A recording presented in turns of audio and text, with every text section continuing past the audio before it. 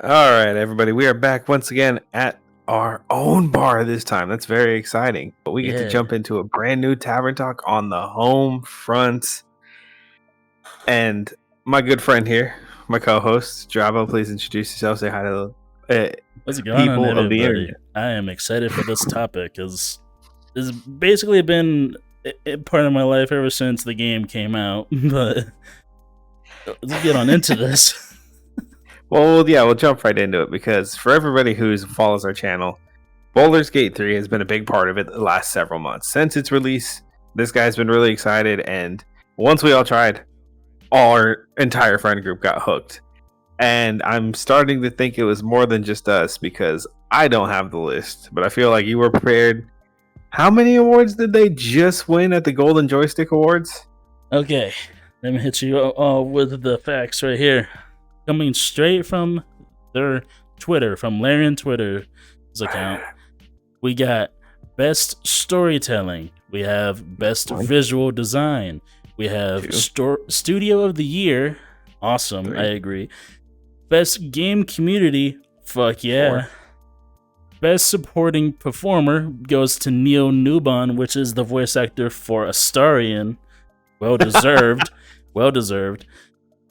PC Game of the Year and Ultimate Game of the Year.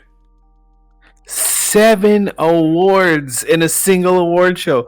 Who does that? Who the hell does that? Bro, I'm just saying they did. There was one category that I think they should have been in that they weren't, which was our Best Original Soundtrack, but that's just me. That one's really hard because several games that came out this year, Jedi Fallen Order being the big one, spent insane budgets and resources to make a very unique soundtrack, even though the game itself kind of had a very hit and miss review. I mean, it's steadied out over time, but it's one of those cases of their launch was really rocky, and it took a while. Been happening a lot these days. Yeah, payday. I'm looking at you.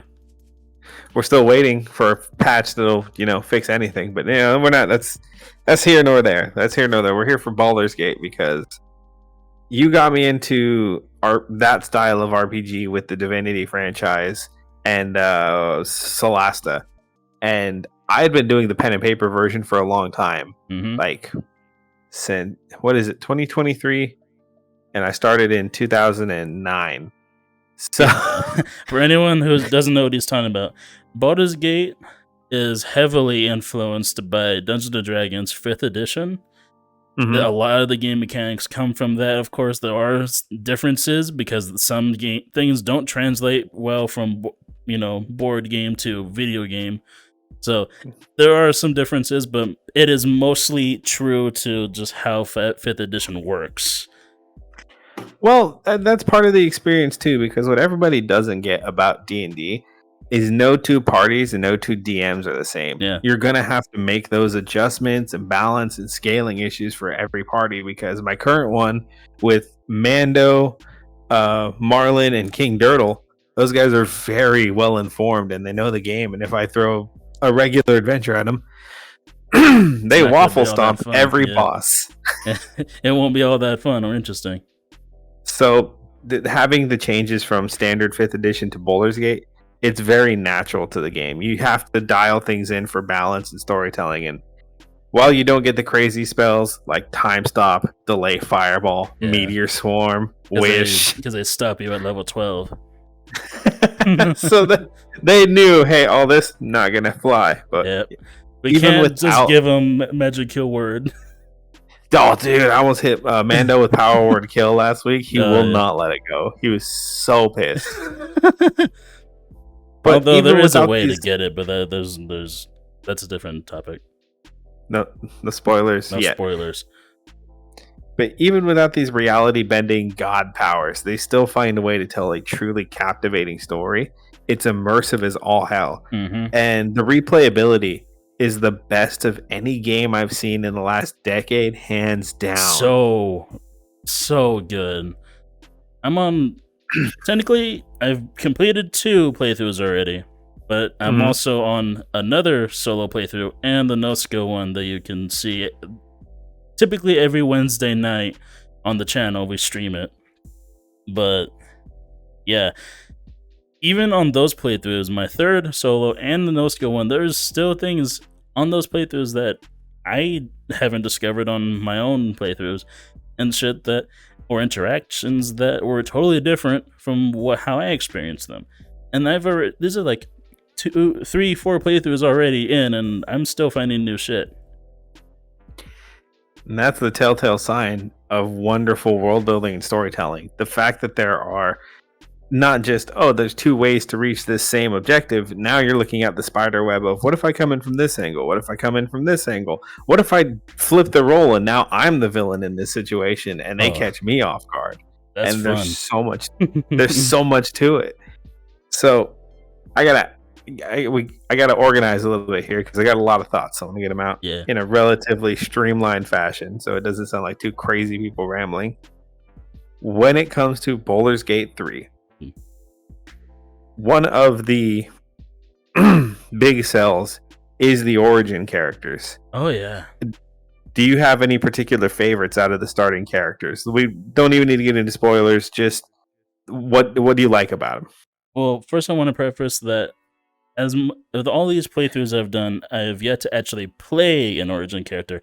Well, technically I have in Dark Urge, but he's not a character that you can have as a companion, and the only way you can have him in the campaign is if you play him.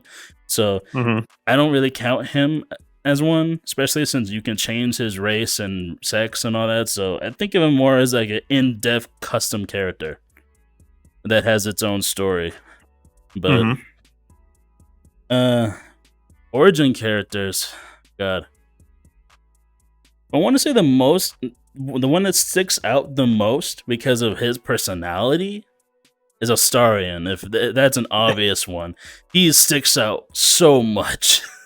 Won our boy game or supporting role of the year. Yeah, and I agree. I agree. Fucking that guy Neil did an amazing job with him, and he nails Astarion's personality. Just you know he's there, as he lets himself be known that he's there. He's like that. He's like that guy that thinks he's the star of the show, and he takes the spotlight every time. This is his personality. He's very over the top.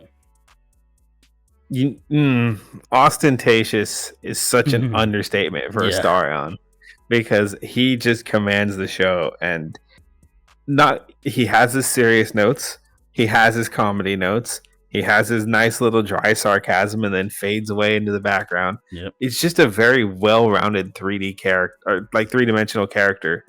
And not to take shots at other franchises right now, but I don't think anybody's ranted or raved about supporting characters this much in a game in years, like at all. Yeah, it's been God, I can't remember. When it comes to supporting characters, a lot of them you would have like maybe one that sticks out, but he quickly fades off after like maybe a week. There still to this day, I still see people making fan art, fanfics, fucking, and still highlighting these characters. And my personal favorite character out of the companions being Karlach. I love Karlach. Yeah, my boy. She is best girl to me. Hands down. I know we got the Shadowheart guys, but I like Karlach, bro. The Shadowheart people are okay. They're manageable. It's them Lae'zel stands that are terrifying. They're so devout in their belief of her and like need to be stepped on. It's really weird, guys. Oh, but you haven't been on the playthrough with Mythara, have you? No, I haven't actually. I've heard things. I mean, spoiler alert for a character that you have to be evil to to acquire. Mythara is one of those companions that you have to basically join her side. You have to play the part of evil. You have to kill everyone in the Emerald Grove and, tell her where they're at. Be evil. And that's what I did for my Dark Urge playthrough. She, as much as she is, bad girl, she's awesome. I will say She's that. awesome. She is awesome. Though, I'm not going to go into details, but after you destroy the Emerald Grove, there is a spicy scene right off the bat if you want to go there, because she is immediately attracted to you for that night. Whoa. So there's that. But yeah, I think she's really cool, especially because she's one of the, I think, only. I can't really think of any other character that's a paladin that you can. Oh, other than Nightsong. Yeah, Nightsong is a paladin you can have as a companion, but that's if you're going good. Minthara is the evil paladin. Nightsong's a pretty solid character herself. Oh yeah, I've yet to actually do a playthrough with her. I actually use her, but I do think that would be fun. She is a character, and that's one of the good things to go with a good story. We have so much. We're spoiled for choice. There's so much variety of. You know what? We're taking Starion, Karlach, and Gale. Why not? This will be our adventuring party today. And then the next day, well, Halson, Will, and you know what? I don't want anybody else who's known around here. Not saying the other characters are good, but let's get a hireling. Let's make a ranger. Oh, yeah. There's so much flexibility there, and it tells an amazing story. Some a little more fleshed out than others, I will admit, but you know, man, we did Will's on last stream, and that was actually quite a bit of fun hunting down the dragon. Yeah, although, Will's story, if you actually do that part with Will, it's very interesting. I do love that bit of lore that happens with Will that's there, but of course you would have to experience that yourself because we didn't. Let's see. I will just throw this out there because they are technically returning characters from previous Baldur's Gate games, Baldur's Gate 1 and 2, but I gotta throw it to Minsk and Jaheira. Those are awesome. I heard you looking for Minsk for about 40 minutes last stream. Dude, we have yet to. I know where he is. We just haven't gone there to get him. I've been wanting to go get him. Minsk is that ranger he's a little crazy in the head, and he has that's all rangers. I'm just, you know what, to the D&D community, check your rangers. Everyone's worried about the rogues. It's the rangers. He also has a pet hamster that he talks to. I know the hamster. It's so funny.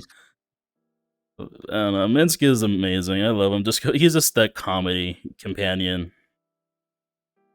You need a little bit of it, man. Because you can't be all serious. You can't be all goofy. When you're telling a story, it helps to have this really well-rounded cast. And I know you said Karlach's best girl, but I'm going to lean into that one for just a moment. Yeah. Instant fan favorite, well established and thought out story. And even at a mechanic level of how the game works and the different abilities, unique on all three fronts. And you at no point do you feel like this character is just background. Oh yeah, no. You have what's up? Oh yeah, I was agreeing with you. You have this incredibly compassionate and caring engine of destruction, for lack of better words. Personal issues, having problems with, the whole, what do they call them? Infernal engines that causes her to hurt people around her, which is a very barbarian thing and fighter thing. If in traditional storytelling, the person who can do the most damage in a room is likely going to get a little bit of collateral here and there. And so it plays into old tropes really well. And the community stands by Karlach to an insane degree. I know I was shitting on the Lae'zel fans a minute ago, but man, I was literally just scrolling through Marketplace the other day, and I was literally Karlach body pillow, Karlach stickers, Karlach fan art. They're like big frame posters, and I'm like, whoa, guys, we need to chill out. Yeah, and there's been some spicy picks. I mean, hell, the character herself. If you start becoming really friendly with her and you just want to try to get her in as like a lover, you'll learn very soon and very early on that though she can't touch people, she is horny as fuck. And she Carla lets got that it. dog in her. She lets it be known real quick. She is not shy. Oh, dude, it's so funny because the voice actor they got for her just sounds like that, and she is kind of just unhinged and crazy. Oh, so yeah. you see it really bleed through in the performance. Oh man, if we stay on characters and romance, we'll be here all night. Oh yeah, it'll be another rehash of the Mass Effect video we just did recently. Yeah, we did. We were on characters on that for a while. So I know you're more of an action guy. Yeah, little FPS action, little third person, big looter shooters, high octane.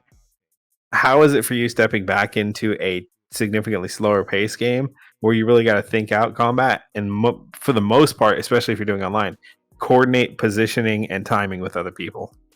Honestly, I love it. But as much as I am an FPS player by heart, I love FPSs and probably always will. This is my wheelhouse. I love playing all kinds of games. And you've noticed this. I play all kinds of fucking games. And one being my favorite is RPGs, especially RPGs based in fantasy worlds. And this Baldur's Gate just hits all check marks for me. Strategy, there's, the bird's eye view kind of thing that I don't play a lot of, but that's another check mark. I'm like, oh, that's cool. I can see all around me. I'm a fucking bird in the sky. Fucking companion system, role play, skills, magic, all this type of shit. I don't know, it just checks everything for me. So the reason I ask is because a lot of the community who is into it now wasn't traditionally from, like me, from a D&D background. They weren't from RPGs. It was people getting it because their friends said, hey, if you ever want to try one, this is the one. And then they started to party, and then they started building custom characters, and then they started wandering with the different story routes. And it's a very accessible game. I've had people who specialize in racing sims, fighting games, FPSs, and my personal favorite, there's a handful of war gamers I know who are in this because they like the idea of being able to strategize and run an NPC with them. So, summons, creatures, mounts, things like that. Yeah. And they love to be able to look over a battlefield and just like take on these really tough bosses. Like, what's a non-spoilery one that would serve as a good example?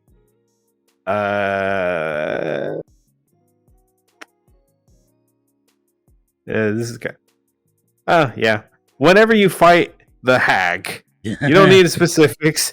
When you fight the hag, there's environmental things to worry about, like ledges, and then the timer with the burning cage. And then every time you fight a similar creature like that, for the rest of the game, it'll be different. There's always some little tweak to keep the combat fresh, whether it's healing items being introduced into the formula, different tier levels of actual floors where you're fighting on. So now you're fighting at disadvantage trying to siege up a hill. Or the one last time where the creatures were detonating when we defeated them in very tight quarters. That was fun. Party took a lot of damage on that day. Or you can even take into account statuses that enemies have. Like, for example, I don't know, we'll just say, so we found some enemies down by a harbor that all of a sudden just jumped up and ambushed everyone, those civilians and people around, and, they just jumped out of the water. So I'm like, they have the wet status effect. Let me cast a lightning spell or double damage. Just use that status effect against them. You just get just little things, little nuances that you can take advantage of and turn the battle to your favor. It does a very good job of making the world feel real too, and that's when they jumped out of the water and attacked the civilians. We're now in an initiative with 20 plus people because there's all the enemies, all the civilians, and us. And if you were a more chaotic evil party, you might not care about all the civilians, but us being the good guys we are, absolutely did everything we could to try and save as many civilians as possible and make sure everybody got out of there in one piece. And some of them were being very stubborn, and it was not easy, but we did it because, we're the heroes, we're the good guys.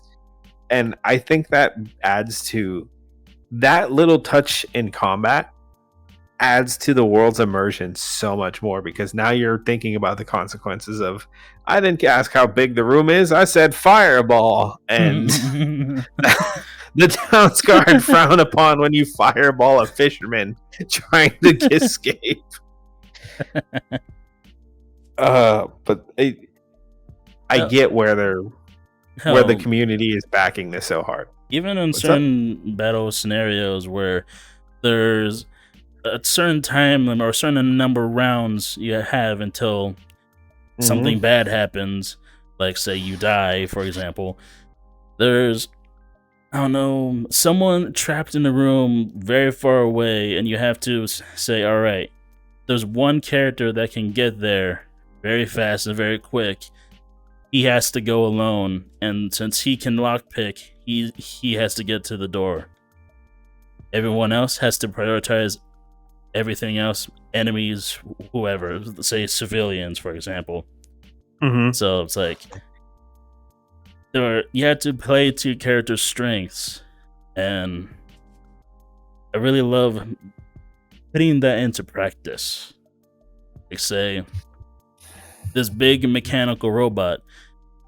Okay, my barbarian with a big great hammer will prioritize him, because he's weak to blunt damage, and all the other characters are going to prioritize the soldiers around him, so they don't become a nuisance like the archers with range, trips, snares, and just being able to shoot like maybe 2 or 3 times a turn. So it's like, okay, you guys got to go. That, and then the unique arrow types. Oh man, getting frozen, hit by acid, concussed, knocked 10 feet away.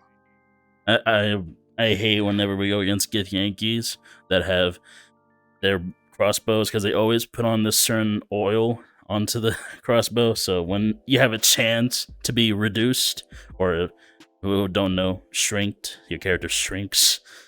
Yep. You take a penalty to damage, strength and constitution checks, and it's, oh man, it could really tip combat in the wrong way. Yeah. Not to mention the Gith Yankee crossbows just deal so much damage. They got good range too. Yeah. Longer than a standard bow. Hi guys, it's me, DJ. I just wanted to take this time to remind you guys once again about our partnership with Dubby. If you want to change the way you game, Dubby is the way. Now head on over to dubby.gg and use our code NSE for 10% off your total order. Thank you for listening, and I'll see you guys later. Bye. Hey everybody out there on the internet, NoSkill Mike here to invite you personally to our NoSkill Discord server. In the description below, in the link tree, easy access to all the fun, music, and other entertaining things we share and interact with the community on every single day. So hopefully I'll see you there or somewhere out here in this big, wonderful world. I was also going to throw this out there. If there was one type of, I guess, mission or quest that you think would be an amazing thing to have in the game, or something that you wish was in the game, do you think of anything? You mean like from traditional tabletop D&D? Or just anything that you feel that is missing, like a type of quest or maybe a scenario or even a boss or enemy type that fits into like some crazy quest? So I don't have as much experience playing the game as you do, so feel free to correct me if I'm speaking out of pocket. But coming from old school D&D and the different generations and rewrites and walkthroughs, I would love to see actual like gear crafting coming back. Not just, all right, we're going to make potions or we're going to make small items. Like the quest to go out and grind and get these like really hard to find components, get a good enchanter, and like make your flaming magical axe of +3 damage and a chance to ignite the opponent. Like that's always a really good thing to separate a big story or highlight individual character moments, because this is this character wanting to improve themselves, and it's not 100% necessary. Baldur's Gate runs really good with just the RNG loot, but being able to grind and be able to get that custom touch on your character could go a long way. And I know there's like a few very limited items like that, but they're quest lines that direct you exactly where to go, so I don't really count those. Yeah, I do see what you mean, especially since I find a lot of copper ingots, silver ingots, steel, iron, all that stuff. And I'm like, the only time I ever actually use any kind of ore was for the adamantine forge. And you can only do 2. So it's like, it's still yet to find if there's any use for those ingots. For all I know is that they're just sellables. But they are. It's like, so it's like, I find all these ingots, but I have no way to use them. Like, can I craft a sword for like maybe a +2 enchantment or some shit? Well, then if you could do platings or coatings, because that's what a lot of players do to get through vampire and werewolf based campaigns. Yeah. They plate their weapons and armor with silver to give them a fighting chance of surviving through the night. Or my players recently were fighting golems, so they did get adamantine and mithril and start making long distance weapons. So crossbow bolts, regular arrows. One of them made it's like a very primitive mortar, which has a decent shot of blowing up in their hands, but they're going to chance it anyways. Yeah. It gives you that chance to really like tailor your experience to the game, and they have the basic components. They just didn't really go the full length on it. Yeah. Although I will throw this out there, and I understand why it wouldn't fit in the game. Though I can see it maybe fitting into Act 2 when you're in Shadowlands. It can maybe try to fit this type of quest in there, but it would make kind of sense. But having an optional boss be a lich. I would love to have fought a lich in the game. That'd been fun, in my opinion. We could PvP, it'll be pretty close to the same experience. I mean, closest thing we got is a mummy lord, but that was whatever. That's old school. That's okay. I can get behind that. Yeah. Can't wait for you to see him. He's a character. After that last undead we fought, the one with wings and a breath weapon. Yeah. I was enjoying the hell out of that. That was so much fun. Those were my aesthetic. Yeah, I love that fight. One of the best fights. It would be absolute hell, but getting a campaign or scenario generator to be a standalone thing on the side of Baldur's Gate 3 would be the dream. Kind of like a Divinity 2's like Game Master type thing. Exactly. Oh, dude, I wish they did that. I don't know. I don't think they had plans to add anything to the game, they said, but that would have been nice. Giving the people the option to create their own campaigns like in Divinity 2. Nice. But there's a little bit of hope there, because one of the awards they got was Best Community. And the community has not slept on the opportunities that Baldur's Gate has provided. Not just in the cool, sexy fan art and the merch and like the massive support they've shown the devs and the other up-and-coming developers and content creators. Yeah. The mods. Yeah. These mods are so fast and so next level. I wish that there was better mod support. Like in Divinity 2, there was an actual mod menu that you can click on and disable the mods. So if you wanted to play with people, without mods, because you can't be online with mods. Even though apparently there is a way on Baldur's Gate 3, I have no idea how to do that. Because I've been seeing people go into like games of like 12 people in one game. Oh, that'd be so sick. That would be sick. Just having all companions, all origin characters in one playthrough. But Yeah, I think that's the only issue I have because I've been wanting to mod Baldur's Gate, but because I have so many playthroughs with you guys, I don't want to Mhm. like be cut off from everyone because I have mods on and I have no way to turn them off without uninstalling everything. Yep. But that's the So thing, it's still very new. yeah, This it is game new. hasn't been out very long. Yeah. So give it a little bit of time. I think the community might surprise everybody and start coming out with some quick fixes and some hot patches because the game was only out for 2-3 weeks before I started seeing classes from D&D get added in, like Artificer or what was the other really insane one they added? They Definitely. added in the missing Warlock and Monk classes, like Astral Monk. Oh, yeah, I want to try that. One of our current players in our weekly campaign is running an Astral Monk right now, and it is actually pretty wild, man. I get why some DMs ban it because it is very powerful, but it is super fun to have in the party. Oh yeah. It's ever since I learned about Astral Monk, I'm like, damn, I wish they had that in Baldur's Gate. It'd be a fun class. See, but community's already getting there, and I just give it some time. It's still a very new game. I think it's going to get to that Fallout level of mod community where there's just pages and pages and pages and pages of support and like tech advice and how to get everything running. Yeah. I also was gonna throw in. They have given some sort of like hope because one, they didn't expect Baldur's Gate to blow up this much. They nowhere near their expectations. Yeah, nobody did. I've been excited for this game for like 3 years before it came out. You guys know I was hyping it up so much with everyone. I was like, you gotta check this game out. You know you're gonna love it. And guess what? People fucking love it. Consistently.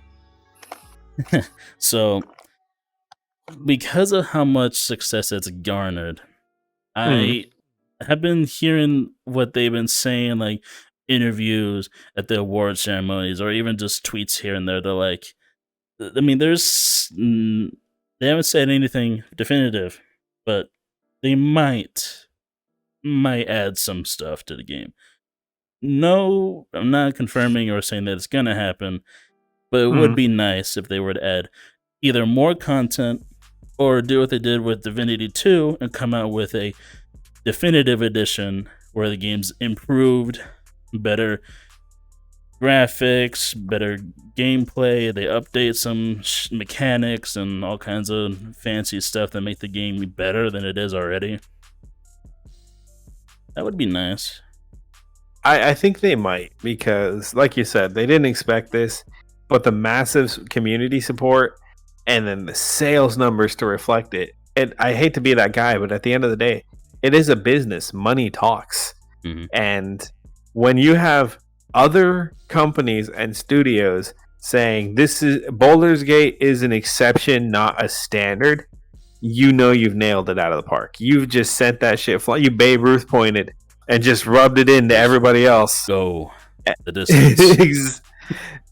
Exactly. You called a walk-off. And I think there is hope right there because if the studio said, hey, we have this much budget, it's not going to be a big return, but the community really wants it, and it will at least make our losses, that could happen. That's a justifiable enough thing for them to be like, and this might be a really lame example, but the Mass Effect Citadel DLC is this stupid, gimmicky fan service DLC that's very short and very linear compared to the rest of the campaign. But because it was such a passion project and made with the community in mind, it's one of everybody's favorites. It stands out in some of the best storytelling and action in a 10-year-long franchise, and most of the RPGs that came out in that time as well, despite being a 8 gig standalone DLC. Yeah. They could do something like that. They very much could. Like, oh my god, it's a beach episode with all the fucking origin characters. I would be so down for that. Oh, that'd be fun. Yeah, I can see that. I'd be so down. Every good story has a beach episode. There's a shopping episode, a beach episode, and then there's usually a traveling arc. So like, we could do it. Yeah. when it comes to Larian, ever since I played Divinity 2, because I came up on Divinity on a whim. I was like, I just sat down one day. I was like, you know what? I want to play something different. I want to find a good RPG. So I started looking up shit online of like good RPGs that I could sink my time into. Then I came upon this list and multiple pages of just people saying, try out Divinity 2. It's one of the best RPGs, hands down, to release in forever. I'm like, I gotta check this game out. See that it's turn-based. I played turn-based games. I love them. And it's fantasy RPG with some mechanics from D&D, not as much as Baldur's Gate 3. It has its own little mechanics to it. The action economy will fit most people better than traditional D&D will, with how your action points work, and it frees you up for the average player to just hop in and enjoy it more. Yeah. And so bought it and fell in love instantly.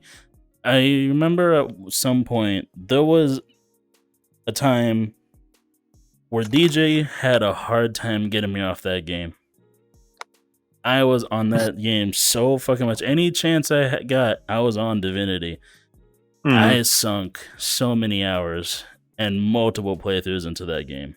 Still probably would if anyone asked. I'd be down to play anytime.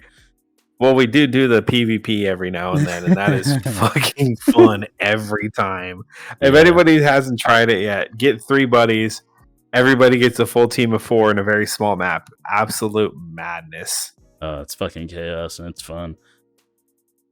But hell, even Divinity 2 was like Larian Studios like swan song. If it failed, they would have gone under. It was for sure. It was raised on a Kickstarter, and it blew up to the point where Larian was basically able to prove to themselves, because Wizards of the Coast weren't exactly keen on giving them license for Baldur's Gate. And after they proved to themselves, then Wizards of the Coast was like, okay, you can have the license and do what you do.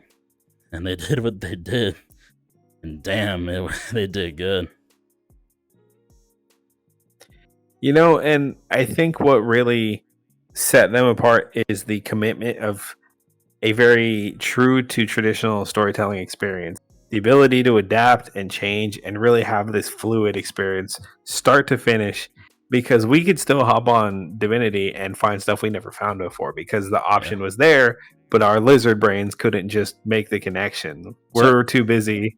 Fireball, undead. Sometimes literal lizard brain most of the time, with me at least.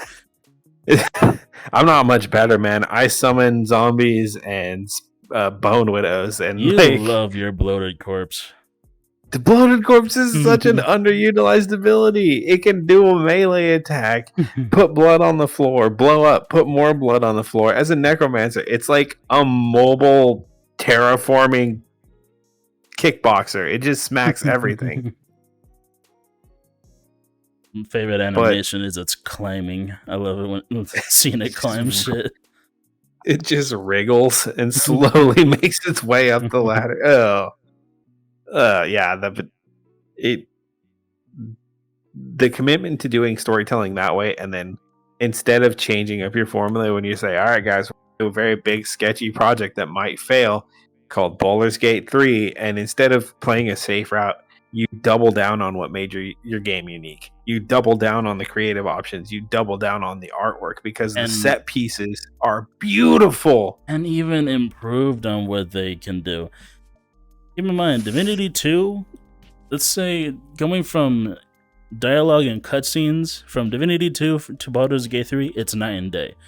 Cutscenes in Divinity 2 were like stills and like still images, maybe drawings, stuff like that. It was not all that cinematic. It was very good storytelling still, but it's not like an actual cutscene that people are used to. In this game, full-on cutscenes, moving models, different camera angles, everything. On top of that, in Divinity 2, dialogue was still up to that box dialogue system where there was no like close up on the character's face or whatever. It was you talk to someone and there was a box of dialogue at the bottom of the screen with the choices right under it. Baldur's Gate 3, you are in conversation with someone. You are face to face with them, like I am with Mikey right now, talking to them, and you have, sure, the dialogue there, but it's not in a box, and there's still the choices on whenever they're done talking, but it feels more immersive, more in the player's face. Well, that you now have almost QuickTime events as well, where we can cut each other off. I could reach for a steak and go for it, and there's a lot of stuff that really makes the world feel alive. Like even I noticed when we were in a conversation the other day, we mentioned something about looking for the missing kid in Baldur's Gate. Yeah. And you can see NPCs in the background literally turn their head over to the conversation and then turn back like they totally weren't eavesdropping in. It makes the world feel so alive with just these little itty bitty touches. Even the twist of, I'm not going to say too much, but the mermaid bar, you know what I'm talking about, the twist, and finding out the captain isn't who she is or who she says she is. And it wasn't even obvious until we found out. Not going to say anything. I don't want to spoil that. But just that little thing right there, that quest, I didn't experience that in any of my playthroughs, and then all of a sudden I found out that this was something that can happen, you can do. That has opened up even more for me. I was just about to ask if you had done that one before, because Never. I had never been to that area, and when they started talking about the town guard having memory issues and always feeling like she doesn't know where she is or what she's doing, I immediately started going, I'm like, okay, there's a demon or there's like a dream eater or something in that vein. And then we get to that part and it just sucker punches you with that reveal. And I'm like, what the fuck is this game? Holy shit. I know the monsters manual front to back, and this does make sense. It is accurate. It is to lore. I never would have seen it coming. Yeah. It's awesome how it attends to the detail that they're put into, like monsters, characters, all that stuff. It really did their best to keep monsters true to how they would act in a regular tabletop D&D. And even giving the ones that don't have a lot of character, they're very cookie cutter. They have personalities. They have names now. Some of them have unique quirks that make them stand out among the rest. And it's... I was thinking of the red cap that actively pretends it's a goat. Oh, that one, yeah. Bah! And he's like motioning you to get out of his way. And I'm like, okay, bud, whatever. You dangerous. I ain't gonna say nothing. Like it's those nice little touches, man. It's been a lot of fun finding these wacky encounters that you missed on your other playthroughs. Yeah, that one really hit me hard. Okay. Disturbing, yes. Turned into a good barroom brawl. It did. Oh man, God. Sir. How are we doing on time? I gotta check because I never see when we start. Actually, we are on the time, actually. We should be ending this soon. That was a total guess. Very professional. You got any last minute thoughts, comments, anything you want to throw out before we start wrapping up? Yes. Go I for want it. to hit you with this. Because I have experienced most ways you can play the game. Personally, what I want to do next for my next playthrough, when I'm done with my current one, is tackle an origin character. You, sir, what is a type of play style or campaign that you haven't done that you want to do on Baldur's Gate? A bit of a meme and a shitpost in the D&D community called the A-Team or the A-Men. It's an all cleric or paladin party. Everybody's an uber religious zealotous character, and I feel like that would change the dynamic of the story quite a lot. Okay. You know what? What? You know what? I want to be a part of that 18. That sounds like I fun. think, I think it'd be great. Because Yeah. we've had 2 campaigns so far with players playing as clerics and paladins, and it changes dialogue and combat quite a lot. We even have a all barbarian campaign that we haven't touched in forever. We've been too busy, man. Yeah. Oh, I got the most awful itch. It's under the headset. Ah. Yeah, we've been too busy. We got to focus on the main campaign for Wednesday night streams, and then with the rate we're going, I think we'll be through it relatively quickly. I know it's not going to be soon, but relatively quickly compared to 2 or maybe even 3 more streams, and then we're done. Really, you think we're going to get it that fast? Depends on how fast we can get through some of the quests. We've done, I'd say, 50% of Baldur's Gate, like main major quests. There are still some that we're missing and that we have to still do, but I think we can do it in 2 or 3. Damn. I want to disagree a little bit, but after we steamrolled some of the harder bosses in the game, I think we'll be all right. We still haven't tackled the hardest one, which I'm excited for that one. I haven't even been worried about an encounter yet. I'm looking forward to it. Give me that fight. I live for the thrill. Fireball. You guys gave me the wizard. Yeah, first thing he does with it is fireball right off the bat.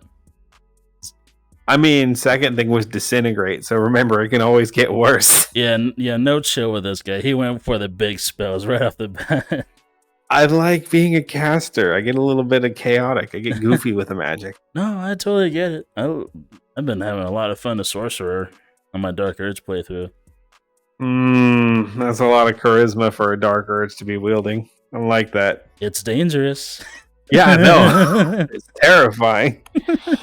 Being Storm Sorcerer with the 20 charisma. Ow. That just feels like a lot of damage coming your way if someone says the wrong thing. Yeah, I can melt bosses. The only boss I had trouble with was our last one, the one that was undead with wings. Oh, yeah, it's resistant to lightning. Yeah. I felt pretty useless there. That makes sense. But that's the thing, that you got to plan different accordingly for every situation. Yeah. But before we get it's always got fireball. Before we get into breaking the game with fun mechanics, I want to throw something out real quick. I think a fun concept would be to really just all custom characters, no origins. A party of people for players who have never played this before. Don't feel like you're bogged down with the plot. Enjoy the sandbox. Just run around. Make your way through the map and campaign. I think the level of freedom in this RPG is perfect for veterans and newcomers. But when you have that, this is going to be my super cool barbarian with 2 different colored eyes, a giant golden broadsword, and boots that let him fly 40 feet per turn. You really get the experience of building a fun off custom story. So I just want to throw that recommendation out there for people to try. You don't have to be the Dark Urge, but you could. You very much could. I recommend him. That's a very interesting storyline to go through. Not for the faint of heart. Oh no. At some parts the game feels like a horror game. Yeah, I believe it, my guy. I think that's about everything I had for the evening. How about you? I'm satisfied. Awesome. Say goodnight to the good people of the internet, and then I'll close this out. Well, this has been really interesting, folks. I always love talking about Baldur's Gate 3. I'm probably going to be playing it for many years to come, like it did with Divinity 2. Mm-hmm. And whenever mods come into play, that just exponentially increases the replayability to the sky, as it were. But yeah, that's all I got to say. All hail Ball. So, folks, you heard it from us. Award-winning storytelling, character building, all around badass hybrid traditional D&D adventure. You will have fun, you will laugh, you will cry, and we can personally recommend this from everybody at NoSkill. That's been our take on it. I'm going to close out the tab, and we'll catch you all in the next adventure. Good night.